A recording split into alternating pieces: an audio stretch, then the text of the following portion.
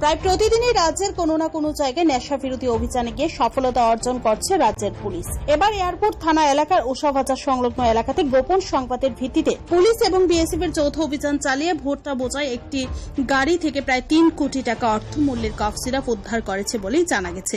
গোটা ঘটনার বিবরণ দিতে গিয়ে এসডিপিও পারমিতা পান্ডে দাবি করছেন, সংশ্লিষ্ট তথ্যের ভিত্তিতে যখন গাড়িটিতে তল্লাশি চালানো হয় তখন এই বিপুল পরিমাণে কফ সিরাপ বা নেশার সামগ্রী উদ্ধার করা হয়।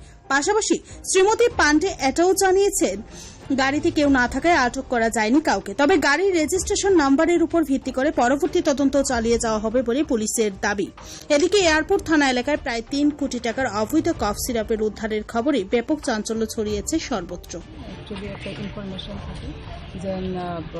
উষাবাজার চিনাইহানি যে এরিয়াটা আছে এখানে একটা ট্রাক গাড়ি স্পেশিয়াস কন্ডিশনে পার্ক আছে।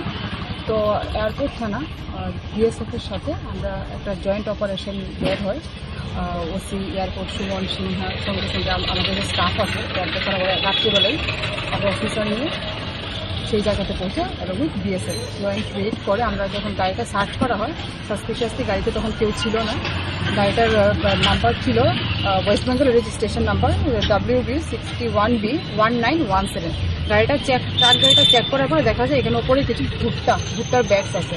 তো সেইগুলি দেখে তখন ভুট্টাগুলি সরানো হয়, তখন এখানে দেখা যায় প্রচুর পরিমাণে এখানে কার্টন যার মধ্যে ইলিগাল কাপ সিরাপ আছে।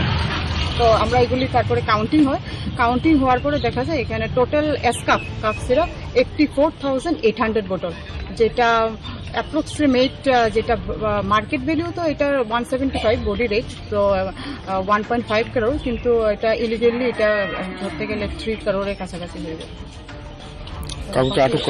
না, আমরা ভেহিকেলটাকে পার্কিং কন্ডিশনে পেয়েছি, তো সেখানে তখন গাড়িতে কেউ ছিল না, কিন্তু আমরা চেষ্টা চালিয়ে যাচ্ছি যে রেজিস্ট্রেশন নাম্বার মিলেছে। আমরা ফার্দার ইনভেস্টিগেশন করছি, অবশ্যই আমরা এটাকে ডিটেইন করব।